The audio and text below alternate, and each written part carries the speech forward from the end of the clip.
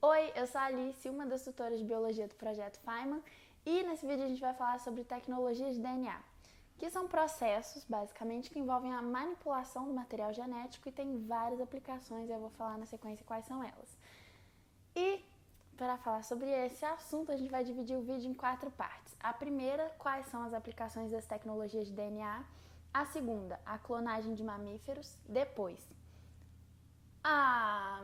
os organismos transgênicos e, por último, a eletroforese e determinação da paternidade, ok?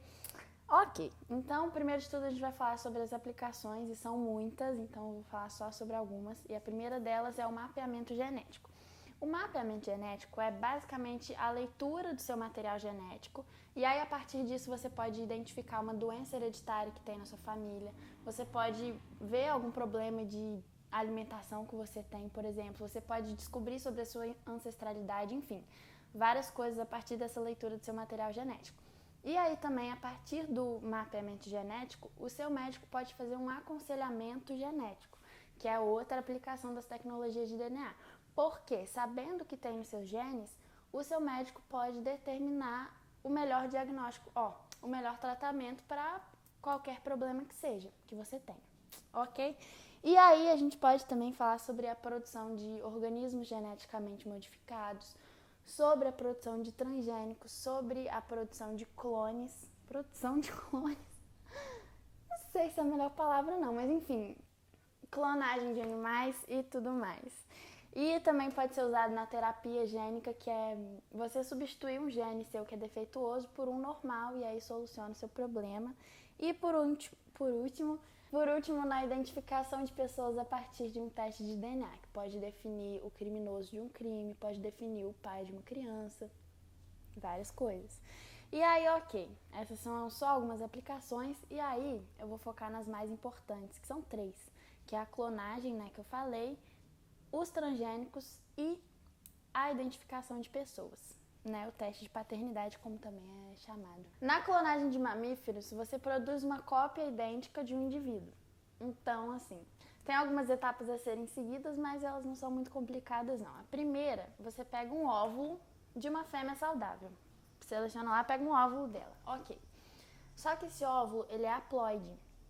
Então, assim, ele precisaria ser fecundado para começar o seu desenvolvimento. E não é isso que a gente vai fazer no clone. A gente vai tirar esse material genético que tem no óvulo da fêmea, né, que é haploide, e aí logo em seguida a gente insere o núcleo diploide de uma célula qualquer de um indivíduo adulto também. E aí a gente insere esse núcleo diploide no óvulo. Aí o óvulo vai ser não mais haploide, ele vai ser diploide. E aí o que a gente faz? A gente dá um choquezinho assim e aí ele meio que fica pronto para começar a se desenvolver. Meio que vira um zigoto, entendeu? Só que não é um zigoto que foi fecundado por 2 gametas, enfim. E aí você pega esse zigoto e implanta no útero de uma fêmea. E aí, a partir daí ele vai se desenvolver e vai originar um novo indivíduo adulto que é igual àquele que forneceu a célula diploide. E aí tem 2 importantes considerações a se falar sobre a clonagem. A primeira é que o organismo que nasce, o organismo clonado, ele é meio que velho, assim, né? Porque ele pegou uma célula que já era adulta e aí começou a se desenvolver a partir daí. Não veio a partir de 2 gametas novos. Então, ele vai ter uma vida mais complicada, assim. A ovelha Dolly é um exemplo, né? Ela morreu mais cedo, ela teve várias complicações, enfim. Essa é uma característica dos organismos clonados. E a segunda é que eles não necessariamente são iguais em aparência, porque as influências externas influenciam. Enfim, elas determinam o seu fenótipo também, são muito importantes para a determinação das suas características. Então, por exemplo, é o mesmo caso de gêmeos idênticos, que têm o mesmo material genético, mas não necessariamente são iguais, entendeu? Vamos falar agora sobre os organismos transgênicos. Só que antes de falar sobre eles, é importante estabelecer uma diferença entre organismo geneticamente modificado e organismo transgênico. Organismo geneticamente modificado é qualquer organismo que sofre uma alteração em seu material genético. E ele não é necessariamente um organismo transgênico, porque um organismo geneticamente modificado pode ser, por exemplo, um organismo que se tira um gene do material genético ali e você fez uma alteração no gene dele, não, no DNA dele. E aí, enfim, ele não vai ter mais o mesmo material genético. Já um organismo transgênico é um organismo geneticamente modificado, mas a característica do transgênico é ter um gene de fora nele. Então, é um organismo que tem, além dele, do próprio material genético, um gene de outro organismo também. Ok, e aí, tendo estabelecido essa diferença, é importante saber essa diferença, ok? Vamos às etapas de produção de um transgênico.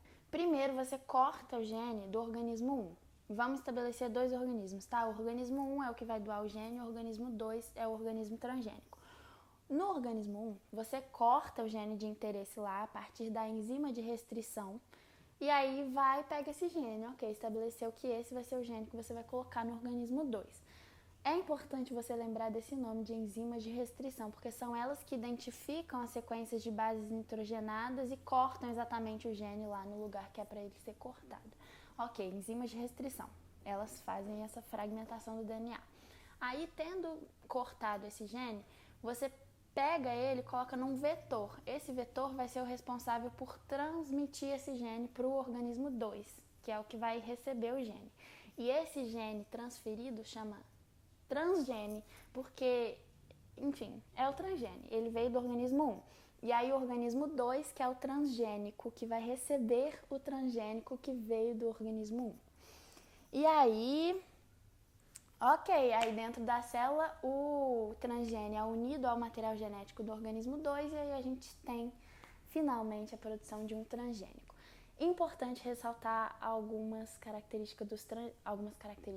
problemas que englobam, enfim, os transgênicos, que são, primeiro, problemas ambientais, porque eles podem ser responsáveis pelo surgimento de super pragas, podem ser responsáveis por reduzir a biodiversidade e podem ser responsáveis também por promover um risco alimentar, porque a partir do momento que eles são mais resistentes aos agrotóxicos e fertilizantes, você joga mais agrotóxico e fertilizante para combater as pragas, né? E aí esses alimentos transgênicos não são prejudiciais em si, mas por receberem geralmente uma alta carga de agrotóxicos, eles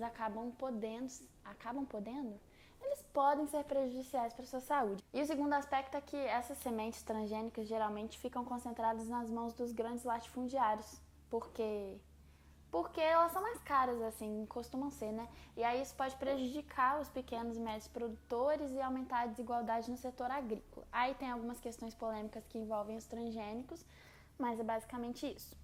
E tem também a eletroforese, que é o nosso quarto tópico, que é também chamado de teste de paternidade, mas ele pode ser usado para, sei lá, investigações científicas, para investigações policiais, determinação do criminoso, determinação do estuprador em caso de estupro, tem várias utilidades. E aí eu não vou especificar muito como ocorre o processo de eletroforese, mas é basicamente você corta o DNA, né, com as enzimas de restrição em vários pedacinhos, coloque um gelzinho lá que fica numa piscina e taca-lhe uma corrente elétrica.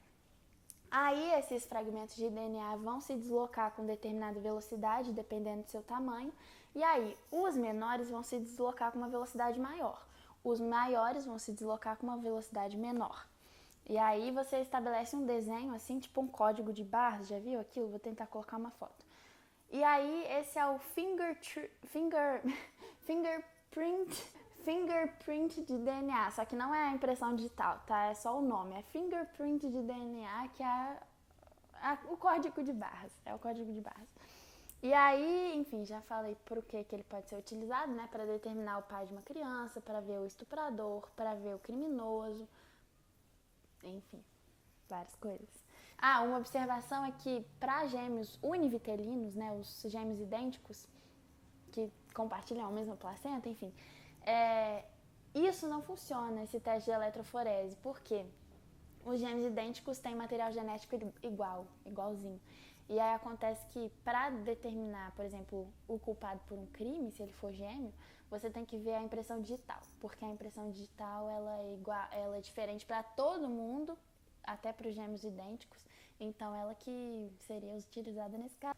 E tem também uma questão muito importante que são os aspectos éticos sobre a utilização das tecnologias de DNA, mas isso é um assunto muito extenso, uma discussão muito tretosa, então assim, se você tiver interesse, você gostar desse tipo de coisa, pesquisa porque é interessante realmente, tá bom? Um beijo, obrigada.